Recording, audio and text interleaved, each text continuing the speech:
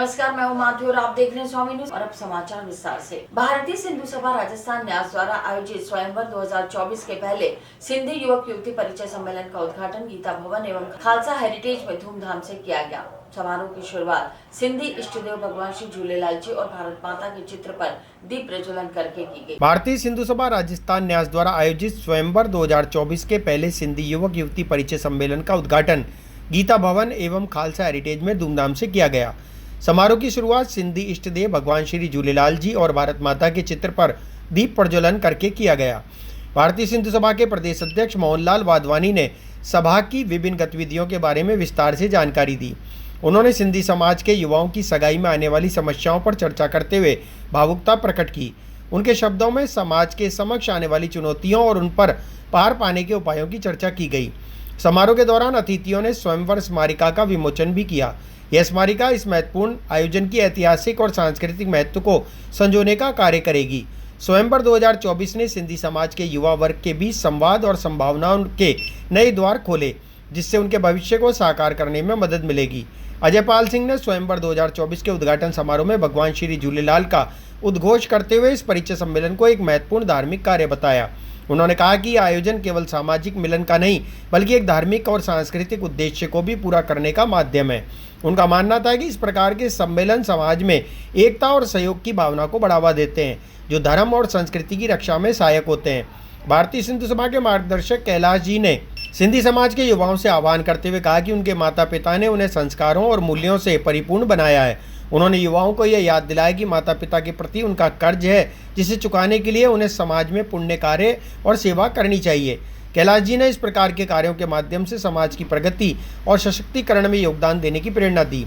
भारतीय सिंधु सभा के राष्ट्रीय उपाध्यक्ष मुकेश लखवानी ने सिंधु सभा के कार्यों और उद्देश्यों पर प्रकाश डालते हुए बताया कि संगठन जल्दी ही एक युवा सम्मेलन आयोजित करेगा। इस सम्मेलन का मुख्य उद्देश्य युवाओं को रोजगार, तकनीक और अन्य महत्वपूर्ण विषयों पर कार्यशालाओं के माध्यम से सशक्त करना होगा।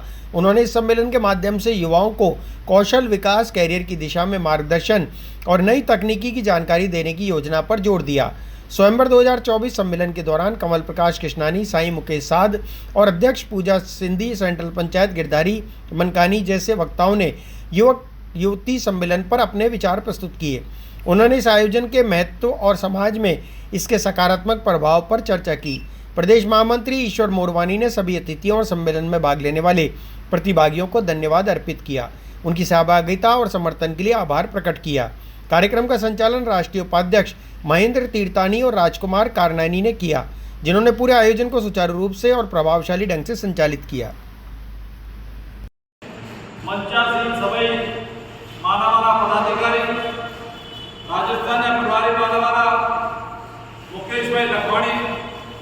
प्रदेश अध्यक्ष मानवाला मोहनलाल वाधवानी साहब ऐं राष्ट्रीय महामंत्री असांजे विच में आज विशेष रूप से आयल राजेश जी वाधवानी ऐं उनके राजस्थान जे पारां वाधायूं हुजनि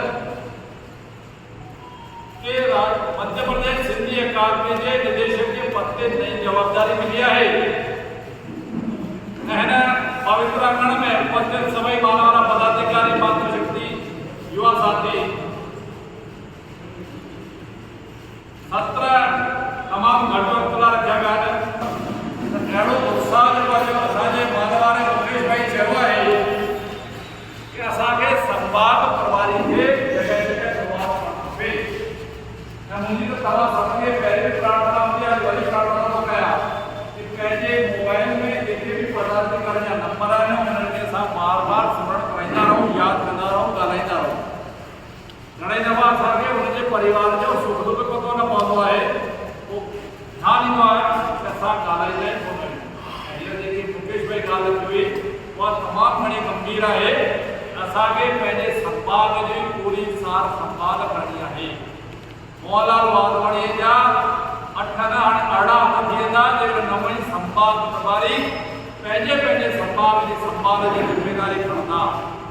जयकुमार चयो पे झालावाड़ में हिकु काई अम्बा आहे, छो जो झालावाड़ वारनि करे हुननि खे रोटी जी घुराई कोन्हे ऐं हू पंहिंजो घर छॾे करे वेंदो कोन।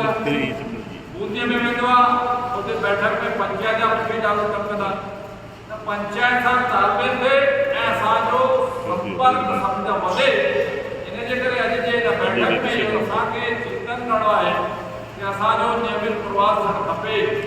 असांखे मोहनलाल जी जहिड़े मनीषी तपस्वी अहिड़े महान शख्सियतवान गुण थियणु खपे कि लगातार संगठन जे वाधारे लाइ असांखे हर बार प्रवास करणो आहे। जेकी युवा जी ॻाल्हि चई मुकेश भाई गुजरात वारी, मां तव्हांखे ईमानदारी सां ॿुधायां थो, मुंहिंजे मन में बि पिछले साल खां इहा हुकुम थी पई कि हिकु न हिकु कार्यक्रम पूरो थिए त पोइ युवा जे लाइ सोचियो वञे।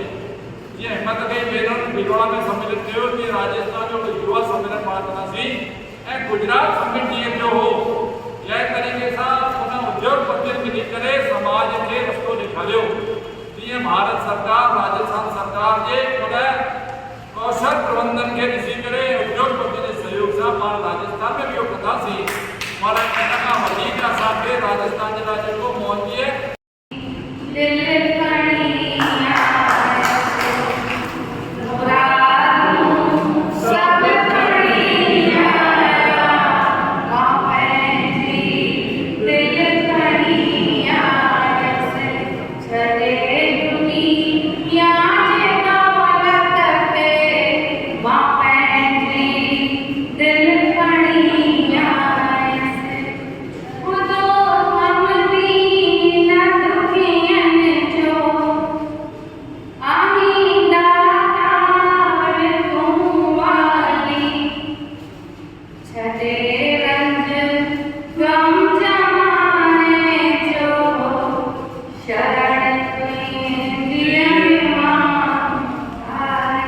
अजमेर में एक तरफ लगातार मूसलाधार बारिश तो दूसरी तरफ अना सागर के ओवरफ्लो होने के कारण कई क्षेत्रों में रहने वाले लोगों को भारी परेशानी का सामना करना पड़ रहा है।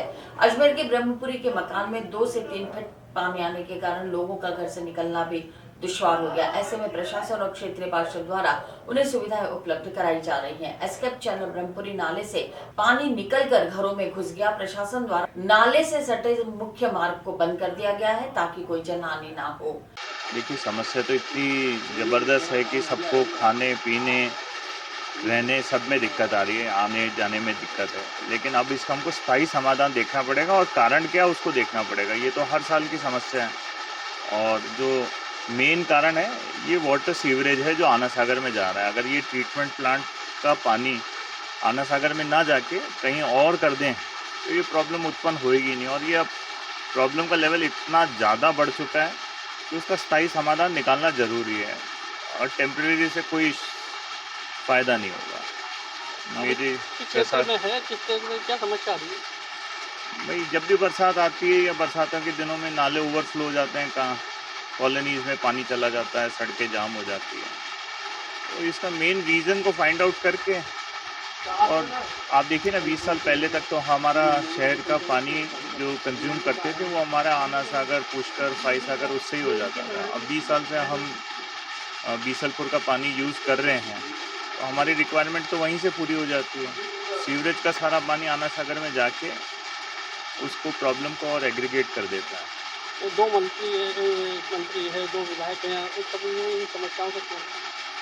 शायद ये वाला टेक्निकल एस्पेक्ट उनको नज़र में नहीं आया होगा। अगर इस एस्पेक्ट से देखें तो मेरे हिसाब से इसका परमानेंट सोल्यूशन हो जाएगा कि अगर ये सीवरेज का पानी आना सागर में ना डाल के कहीं जयपुर रोड पर आगे कहीं और सीवरेज प्लांट बना दें तो वाटर ट्रीटमेंट का, तो ये हमेशा के लिए प्रॉब्लम सॉर्ट आउट हो जाएगी।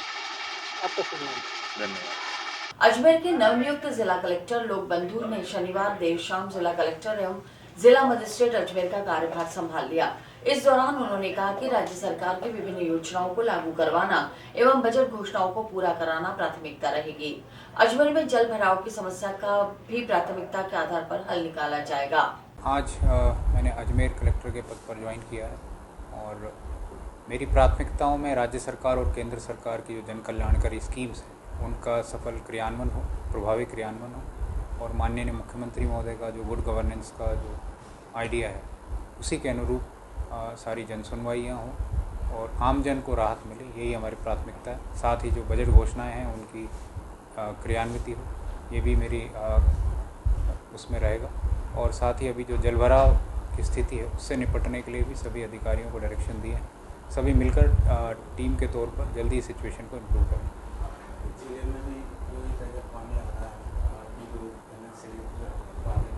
निश्चित तौर पर सारी टीमें लगी हुई हैं, नगर निगम एडीए की टीमें भी लगी हुई हैं और हमारा प्रयास रहेगा कि जल्दी सिचुएशन को इम्प्रूव किया जाए।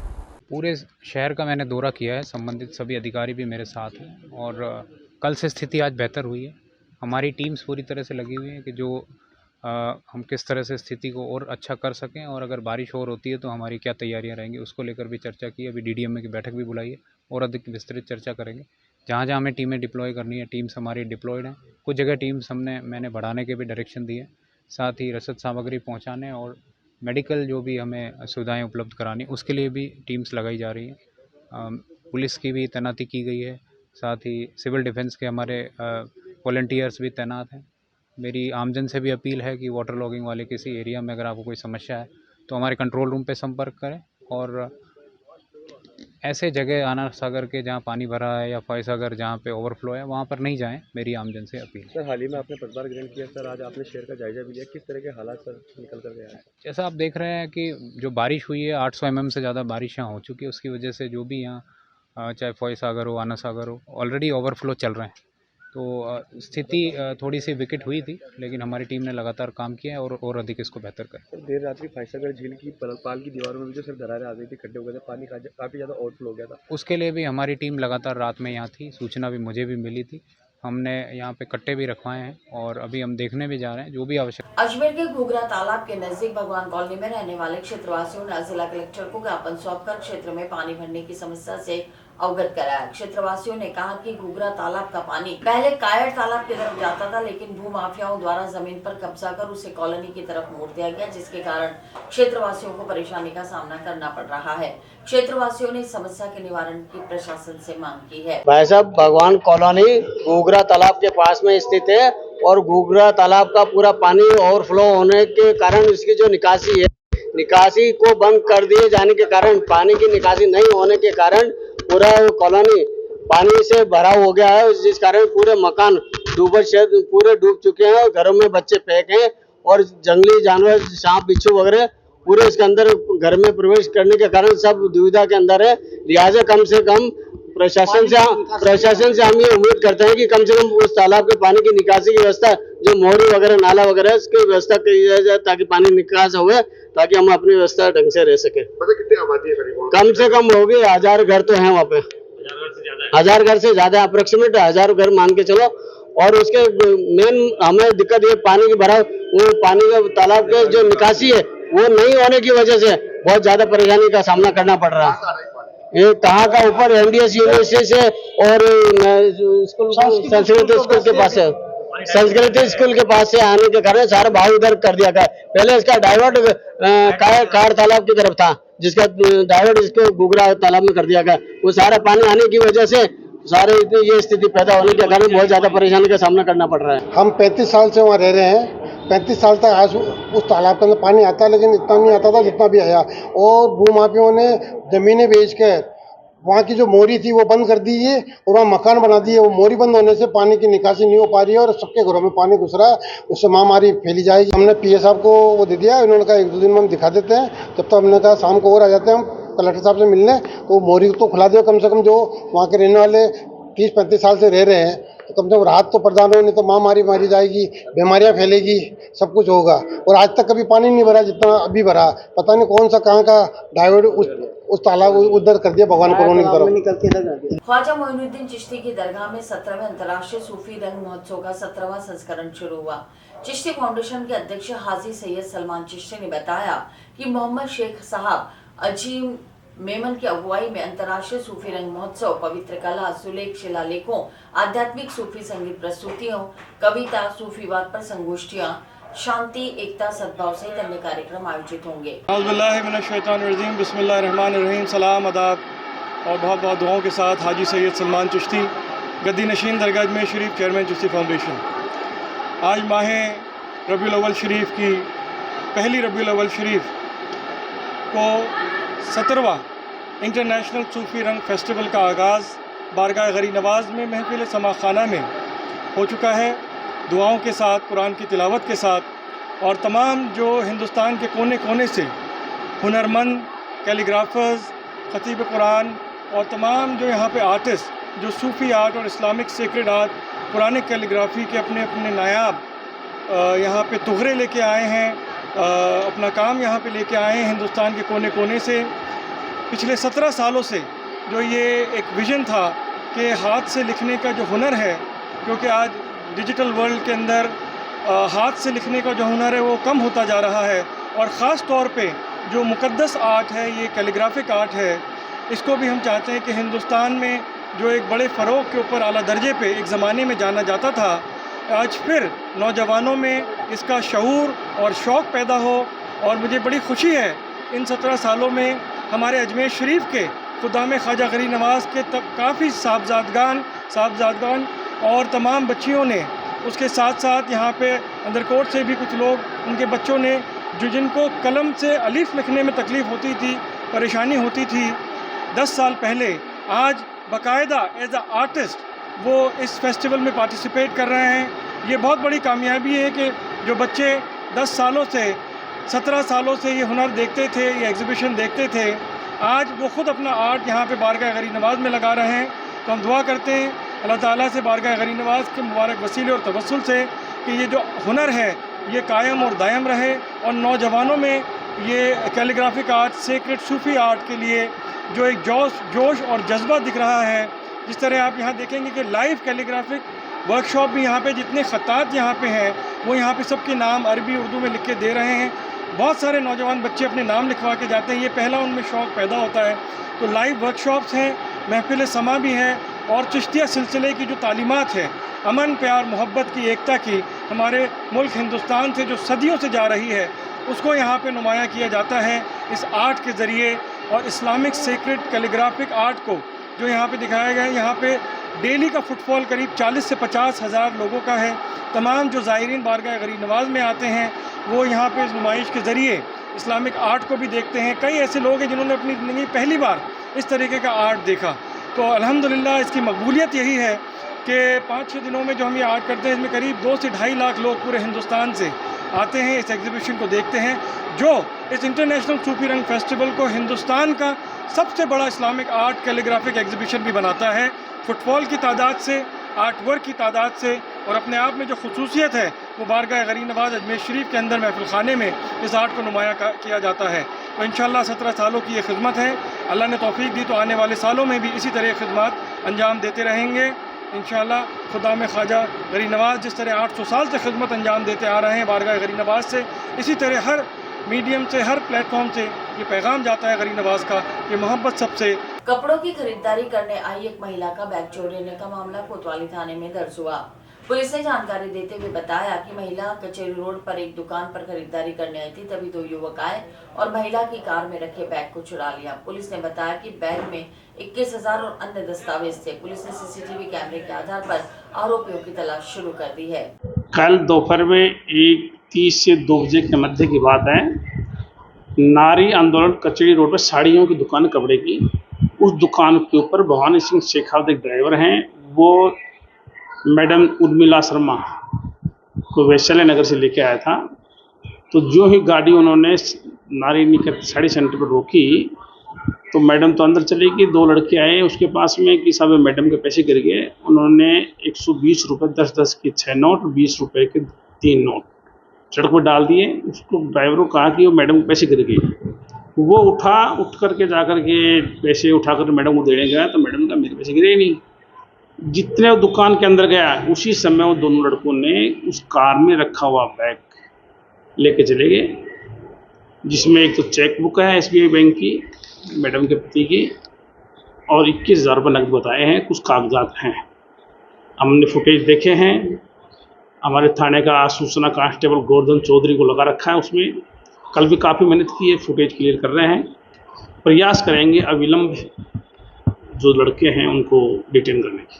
सर कौन कोई अधिकारी की अधिकारी मुझे सामने तो यही है, मैडम उर्मिला शर्मा है, दीनदयाल शर्मा रिटायर्ड कोई अधिकारी हैं, उनकी मैसेज है। खरीदारी करने आई थी? खरीदारी करने दुकान से कपड़े। रकम कौन सी है घटना? ये ये नारी आंदोलन साड़ी कचेरी रोड। कितनी गई रकम? कि कम मात्र 21,000 रुपये कोई लिफाफा था, किसी को डोनेट करना था उनको।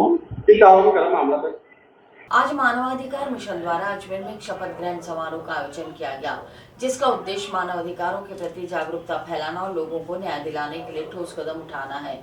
इस अवसर पर मिशन की नई कार्यकारिणी का गठन किया गया, जिसमें विभिन्न पदाधिकारियों का चयन किया गया। नवनिर्वाचित पदाधिकारियों ने अपने कर्तव्यों और उत्तरदायित्वों का पालन करने की शपथ ली।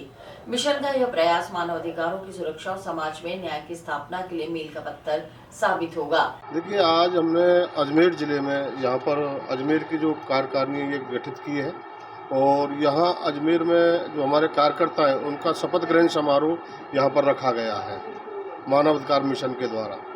जी, किस तरह का कार्य करेंगे ये लोग, क्या कार्य करेंगे? देखिए, हम लोग जो दबे कुचले लोग हैं उनकी आवाज़ को उठाने का काम हम लोग करते हैं। जहाँ मानव के अधिकारों का हनन हो रहा है, उत्पीड़न हो रहा है, शोषण हो रहा है, उस फील्ड में हम लोग काम करते हैं।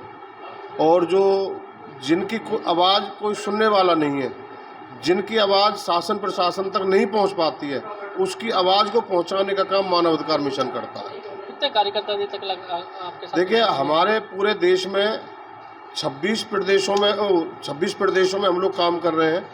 करीब 450 हमारे जिला कार्यालय हैं पूरे देश में और 1,85,000 हमारे मेंबर हैं पूरे देश भर में। और इसके अलावा 5 हम अदर देशों में हम लोग काम कर रहे हैं, जैसे कि अमेरिका है, कनाडा है, कीनिया है, नेपाल है, पाकिस्तान है। तो 5 अदर देशों में भी हम भारत के अलावा हम काम कर रहे हैं। न्याय की बात करें तो कई लोगों को न्याय अभी तक नहीं मिल रहा, जिनके केस लंबे लंबे चलते हैं। देखिए, मानवाधिकार मिशन के दरवाजे पे जो आ जाता है उसको न्याय जरूर मिलता है। और मैं ये दावे के साथ कह सकता हूँ कि हमारे यहाँ जितने भी केस आए हैं अभी तक, हमने सभी को न्याय दिलाने का काम पूरा प्रयास किया है और बहुत लोगों को न्याय दिलाया है हमने। आज तक हम अपने मकसद में बिल्कुल कामयाब रहे हैं। अभी महिलाओं के साथ जो अभी अत्याचार हो रहे हैं उसके बारे में क्या कहना चाहिए? देखिए, महिलाओं के लिए भी हमने हमारी महिला सेल काम करती है अलग से, जैसे हमारे जो मेन बॉडी है उसी हिसाब से महिला कमेटी हमारी काम करती है। और महिलाओं को भी हम मतलब ये है कि NCW के माध्यम से या शासन प्रशासन के माध्यम से पूरा न्याय दिलाने का पूरा प्रयास करते हैं।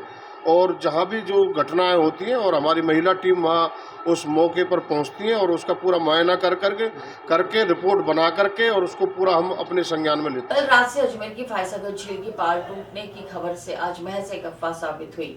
प्रशासन द्वारा पुष्टि की गई कि झील की पाल में कोई बड़ी क्षति नहीं हुई है, केवल मामूली लीकेज था जिसे मिट्टी के कट्टों से नियंत्रित कर लिया गया। अफवाहों के फैलने के बाद प्रशासन, सिविल डिफेंस और पुलिस की टीम तुरंत मौके पर पहुंचे और स्थिति पर नजर बनाए रखी। इस खबर को स्वामी न्यूज द्वारा लाइव दिखाया गया। फायसागर ओवरफ्लो जो हुआ है उसकी सूचनाएं तो सोशल मीडिया के माध्यम से, प्रिंट मीडिया के माध्यम से मिल रही होगी, लेकिन हम आपको आज लाइव तस्वीरें दिखाने के लिए आए क्योंकि कल से एक अफवाह फैली हुई है कि जो फायसागर की पाल है, पाल जो चादर है, वो उसकी जो दीवारें हैं वो पूरी तरीके से टूट चुकी है। लेकिन हम आपको बताएं ये पूरी तरीके से अभी सुरक्षित है। इनमें काफी लंबी लंबी बड़ी बड़ी दरारें आ चुकी है, जिनको नगर निगम और जो नगर सुधार न्यास है उसके द्वारा जो बड़े बड़े कट्टे लगाए गए हैं, हजारों की तादाद में यहाँ पर ये दीवारों के सहारे पर कट्टे लगाए हुए हैं। इन कट्टों के द्वारा उनको सपोर्ट दिया जा रहा है। आप देखिए, चादर से जो पानी है वो बिल्कुल ओवरफ्लो होकर नीचे उतर रहा है और आगे जाके कई सारी कॉलोनियां हैं, राज कॉलोनियां हैं, हाथीगढ़ा गांव है। अगर ये पाल टूटती है तो बहुत बड़ी आफत बन सकती है। तस्वीरें आपको दिख रही होंगी, आगे नाव के द्वारा यहाँ से ले जाए जा रहे हैं कट्टे और आगे की ओर जो फायसागर जो झील है उसका जो गार्डन बना हुआ है, उस गार्डन का जो कॉर्नर है, उस कॉर्नर से लेकर और यहाँ तक पूरे कट्टे लगाए जा रहे हैं। अभी आपको तस्वीरों में दिख रहा होगा, ये लाइव तस्वीरें हैं और यहाँ से ये जो जगह है, यहाँ से ये जो पाल है पूरी तरीके से क्षतिग्रस्त हो चुकी है क्योंकि काफी लंबे समय से इस जगह पर किसी प्रकार का कोई सुधार नहीं किया गया प्रशासन की तरफ से। हम आपको बताएं, जब ये फायसागर ओवरफ्लो हुआ उसके बाद प्रशासन यहाँ भागा है। आप तस्वीरों में आपको दिख रहा होगा, काफी सारे हजारों की तादाद में कट्टे लगाए गए हैं। एक बड़ी सारी नहर जैसी यहाँ से बन चुकी है क्योंकि जो बारिश अजमेर में लगातार हुई है उसमें आना सागर हो या फायसागर हो, वो पूरा ही ओवरफ्लो चल रहा है। बांडी नदी हो, वो ओवरफ्लो चल रही है। आप देखिए, सिविल डिफेंस के वॉलंटियर यहाँ पे मौजूद हैं। ये लगातार कल रात से ही यहाँ पर ये कट्टे लगाने का काम कर रहे हैं और जो NDRF की टीम है वो भी यहाँ पे आई थी, SDRF की टीम आई थी। ऐसी जो नाव है उन नावों में कट्टों को भरकर आगे दूसरे किनारों पर लेकर जाया जा रहा है, जहां से इन कट्टों को आगे कॉर्नर पर लगाया जाएगा, जिससे ये जो दीवार कट्टों की जो मुंडेर है वो बन सके और वो बनने के बाद में आगे की ओर जो सहारा है उस डोली को मिल सके। जो सरपंच है लाल सिंह रावत वो भी यहाँ पे मौजूद है, एक बार उनसे बात कर लेते हैं कि कल रात को किस तरह की जो अधिकारी है वो यहाँ पे आए और क्या रहा वैसे कल अधिकारी वगैरह आए हैं क्या, किस तरह की स्थिति बनी? सभी डिपार्टमेंट यहाँ पे आ गए थे और यहाँ पे आके देखा कि जो अफवाहें चल रही थी यहाँ पे फैसगर झील के अंदर दरार आ गई, तो यहाँ पे दरार तो कोई सीन था नहीं, मजबूत दीवार है, हल्का से रिसाव था, उसको 1500 कट्टे एसडीआरएफ की टीम ने मिलके जो है लगा दिए, अभी रिसाव रोक दिया है पूरा, अभी ठीक है। पाल टूट जाती है तो किस तरह की स्थिति? सर पाल टूटने का कहीं पे सवाल ही नहीं उठता, पाल नहीं टूटेगी, किसी बहुत मजबूत पाल है और थोड़ा पानी कम होगा उसके पास में एक अधिकारी से बात हुई है तो एक दीवार और बना दी जाएगी, तो ताकि भविष्य में किसी प्रकार की कोई समस्या ना आवे। चलिए हमारे साथ थे लाल सिंह रावत जी, जो यहाँ का जो हाथीगेड़ा गांव है उसके सरपंच है, और हम आपको बताएं जैसा उन्होंने विश्वास जताया है कि पाल नहीं टूटेगी, लेकिन जो पाल है वो नहीं टूटे ऐसा हम चाहते भी नहीं है, क्योंकि अगर पाल टूटी तो कहीं ना कहीं अजमेर की जनता को बहुत बड़ा हानि और इस पानी का सामना करना पड़ सकता है। आप देखिए जहां जहां तक आपको दूर नजरें जाएगी वहां वहां तक आपको ये फाई सागर एक विशाल सागर के रूप में दिखाई देगा। आप तस्वीरों में देख पा रहे हैं सिविल डिफेंस की टीम लगातार ऐसे जो बड़े बड़े डंपर है उनमें ये बड़े बड़े कट्टे हजारों की तादाद में नगर निगम के द्वारा बार बार लेकर आए जा रहे हैं और हजारों की तादाद में कट्टे यहाँ पर अभी तक लगा चुके हैं। तस्वीरें आपके सामने हैं स्वामी न्यूज़ चैनल के माध्यम से लाइव तस्वीरें मैं आपको दिखा रहा हूँ। रात की कई सारी आपने तस्वीरें देखी होगी, वो जैसा अभी ये काम कर रहे हैं वैसा ही काम है। हम आपको बताएं ये सिर्फ और सिर्फ एक अफवाह थी कि इनकी दीवारें टूट चुकी है, लेकिन हम आपको बताएं इन दीवारों पर दरार आ रखी है, क्षतिग्रस्त हो रखी है काफी ज्यादा, और अब जो पानी का दबाव है वो भी ज्यादा बन चुका है।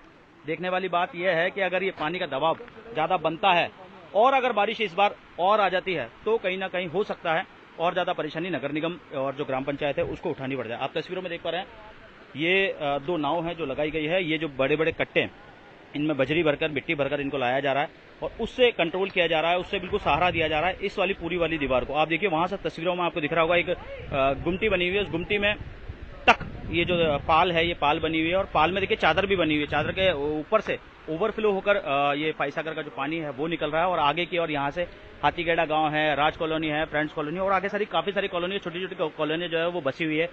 तो उन कॉलोनियों का काफी खतरा हो सकता है क्योंकि आगे एक हाथीगेड़ा गांव है, उस कॉलोनी की जो पुलिया है उस पुलिया के नीचे से जो ये पानी बहता है, नाला बहता है, वो पुलिया भी क्षतिग्रस्त हो चुकी है, पुलिया पूरी तरह से टूट चुकी है। लोगों को खासी परेशानी का सामना करना पड़ रहा है इस चीज को लेकर। वहां की कई सारी कॉलोनी है जो प्रशासन के द्वारा भी खाली करा दी गई है और कुछ लोग जो है वो स्वयं अपनी इच्छा से वहां से वो चीजें खाली कर अपना जो घर है वो खाली कर अपने जो रिश्तेदार परिवार वाले हैं उनके पास पहुंच चुके हैं। अभी आप देखिए आपको दूर दूर तक सिर्फ और सिर्फ ये बड़ी सारी पाल है ये चलती हुई दिखाई दे रही होगी और ये मैं आपको बताऊं ये पूरी पाल जो है क्षतिग्रस्त हो रखी है, कभी भी अगर ये गिरती है तो बहुत बड़ी जनहानि अजमेर को झेलनी पड़ सकती है पानी को लेकर। लेकिन जो यहाँ के पार्षद है सरपंच है लाल सिंह रावत, उनने जब बात की गई तो उन्होंने बताया कि ये जो पाल है ये काफी मजबूत पाल है, काफी सालों पहले बनाई गई पाल है, लेकिन अभी जो इसकी स्थिति है बहुत ज्यादा दयनीय स्थिति है। अगर पानी का फ्लो ऐसे ही बना रहा, बारिश और ज्यादा तेज आती रही और ये पानी इसी तरीके से बहता रहा तो हो सकता है कहीं ना कहीं इस पाल को क्षतिग्रस्त होकर टूटना पड़ जाए, क्योंकि बहुत पानी का दबाव काफी ज्यादा बन चुका है, काफी दूर से आगे से ये पानी आ रहा है। जैसा आपने देखा जो अजमेर की बांडी नदी है वो बिल्कुल ओवरफ्लो होकर बह रही है। इसकी तस्वीरें जिसको मैंने आपको बताई थी वही ये पानी है जो आगे की ओर जा रहा है, क्योंकि आना सागर हो फाई सागर हो पूरी तरीके से ओवरफ्लो चल रहा है। कुछ ग्रामवासी भी यहाँ पर है, उनसे भी बात करेंगे। भैया कौन सा गांव यहाँ आसपास में लगता है, छोड़ दीजिए बताएं भैया। हाथीगेड़ा है और हाथीगेड़ा है, जिसर है। अच्छा ये पानी कौन कौन सी कॉलोनी में जा रहा है अभी? ये अपने राज कॉलोनी में इधर जाएगा। हाँ क्या भैया अगर ये पाल टूट जाती है तो किस तरह की दिक्कत हो सकती है गाँव वालों को? बहुत ज़्यादा दिक्कत होगी, बहुत ज़्यादा दिक्कत। लोग घर छोड़कर भी चले गए? हाँ चले गए काफ़ी लोग, कितने जो बाढ़नी नदी के आसपास है वो सारे चले गए थे। सारों ने और इसी के साथ ही समाचार बुलेटिन यही समाप्त होते हैं। मुझे दीजिए इजाजत, देखते रहें स्वामी।